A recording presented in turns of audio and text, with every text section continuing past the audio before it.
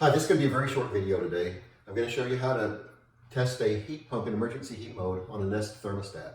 They're a little bit difficult if you don't know the trick, so I want to show you. And this video is more for home inspectors or other people who might need to use that test feature. It's not a normal homeowner type video that I normally make. So let's get started.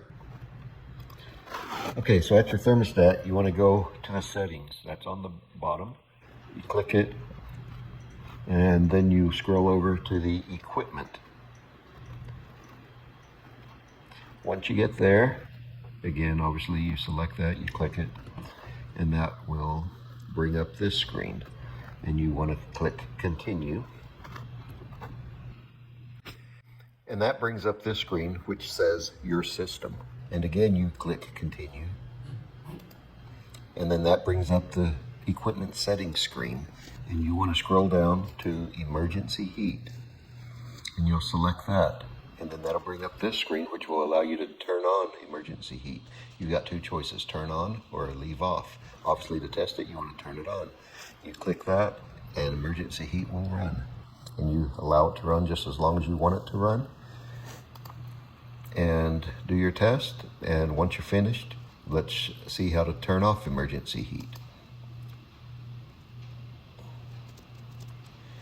Okay, so you go back to the thermostat, click it, you want to scroll over to the settings again, and then again, scroll over to equipment.